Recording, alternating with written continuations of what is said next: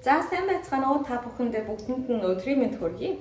Бичлэгээрээ уулзаагүй амар утцсан байна. Тэгээд өнөөдөр болохоор ерөөсө 2-3 минутанд өглөө орой 2-тоо нүүрэндээ хийдэг массажийг зааж өгье. За энэ тунгалгийн судлалын дагуух массаж байгаа. Тэгээд энэ массажийг тогтмол хийснээр ер нь бол та үеийнхнээс нэг 2-оос 5-наас залуу хамаагүй залуу харагдах боломжтой. Дээрээс нь нүүр ингэ цүлхэнэж унждаг, унжилтыг, хавгналтыг, хөхрөлтийг, жижигхэн мянцан өвчлөө судсуудыг, дээрээс нь ядрангуй харагддаг байдлыг, батхтай бол батгажилтыг дээрээс нь ер нь бол амар гоё.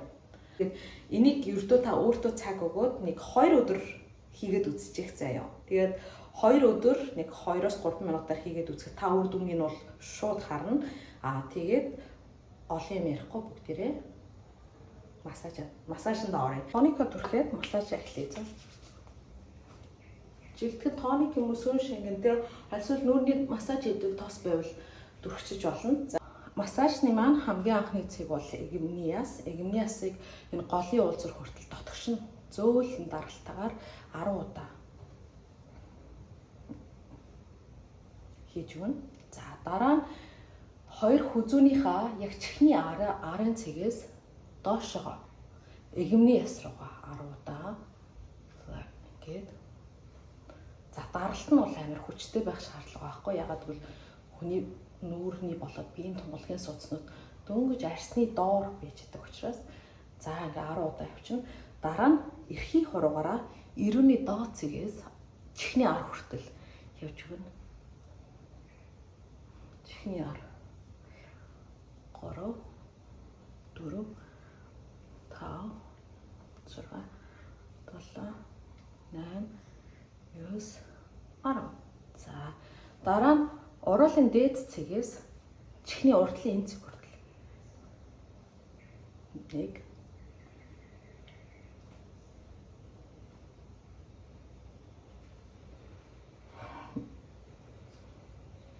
За ингээ 10 удаа болчихно тий. Дараа нь хамраас дээшгээ тухны хэсгийг усны хуухны хэсэг рүү ингэж гараараа сайн даралттай. Энэ болохоор бас давхар нүдийг сэргийг байлгана. Дээрээс нь нөгөө тухны үрчлэгийг бас арилгачтай юм лээ. За ингээд гараа сайтар халаажгаад тухны арсыг 2 тийш нь зөөлөн 10 удаа илж өгнө.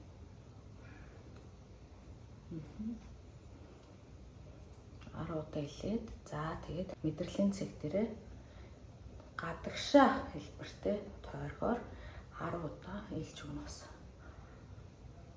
Нүдний ухархаагаас гадагшаачлаа. Нүдний ухархаагаас гадагшаачлаа. Нүүрнийхээ даргалтыг болохоор энэ даргалтаа өөртөө мэдээл тэ хэд зочмог мэдрэмтгий ярьстаа бол зөөл явсан дээр би олонгод яг нэг дундчлаа л ингээд за 10 удаа дарчлаа тий. Тэнгуудаа 2 гараа ингэж урьж байгаа нүүрний вэйл лайныг аюулсан гаргаж өгдөг тас. 2 ер нь бол бүгдийн л нэг 10 тонн ингээд хийж ирээ. 10. За тэгээ чихэн дээр ирлээ. Чих бол хүний мэдрэлийн хамаг цэгүүд байждаг учраас маш сайн ингэж үрж өгсөн яриадаг. Тэгээд чихний араас шилүүний үзүүний араас доошоо ингээ 10 удаа. Энийг хийж авцаад нүүр амар гой халууд үгээд тэгээд би болохоор бүр ингээ мөрлөгөө оруулаад доош ингэж гүйлгэж өгөх дуртай. Яагаад гэвэл түрүүнд хэлсэнчлэн бөглөрцөн байгаа шүү дээ тий. Тунгалгийн судлууд ч бөглөрцөн альсвал ядраад ачаал авцсан ямар нэгэн байдлаар ядарсан байвал энэ тохиолдолд ингээд аюу гой нэгдэж өгнө. За тэгэл болоо. За тэгээ болчлоо. Ерөөсөө 2-оос 3 минут л орчим болдсон энэ массажийг хийхэд тэгээд тунгалгийн судлалын дагуух массаж гэж би нэрлэдэг байгаа. Мэргэжлийн хүн биш учраас хэрвээ буруу зүг ярьсан бол уучлаарай. Тэгээд энэ массажийг хийж дуусныхаа дараа болоод өмнө нь заавал ус уух хэрэгтэй. энэ нэг ай бос уучаад хийвэл зүгээр эсвэл уусныхаа дараа хийвэл зүгээр. Тэр нь яаж юм бэ гэхээр таны нүүрэнд хуримтлагдсан байсан тэр тэг усан хаван бохирдлыг биеэсээ бүр шээсээр ингэж хөөж гаргахчаал гэсэн үг гэж бодох хэрэгтэй. Тэгээд ингэ усан гараа. Өөртөө ерөөсөө нэг 2 өдөр өгөөд үз. 2 өдөр энийг гоё нүрэ массажлаад үз. Илт мэдэгдэхүй үз аюу гоё болоод ирдэг. Тэгээд ер нь бол сайхан харагдах ч юм уу эсвэл залуу харагдах арга бол зөвхөн тий нөгөө ботокс ч юм уу тэр нөгөө гоо сайхны эмнэлгийн орон дээр байдгүй таны гарт ч гэсэн байж байгаа шүү дээ. Тийм болохоор ер нь гэрийн нөхцөлд өөрийгөө аль болох өөрийнхөө сайхан хувилбарт аваачихыг хичээж явах хэрэгтэй. Би нэг тийм төрлөө хүн.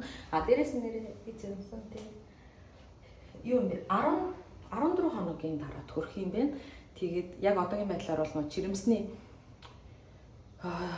зөв амьсгалалт, дүлэлтийн амьсгалалт гээд маш олон зүйлсийг судалж байгаа. Тэгээд төрхөөс өмнө чадвал жирэмсний дүлэлт болоод төрөхөд дүлгэд амьсгалдаг амьсгалын техникүүдийг бас сурсан юм чинь хуваалцахаар шийдсэн байгаа. Тэгээд та бүхэндээ бүгдэнд амжилт хүсье. Бай сэтгэлийн натаа бас хуваалцарай за.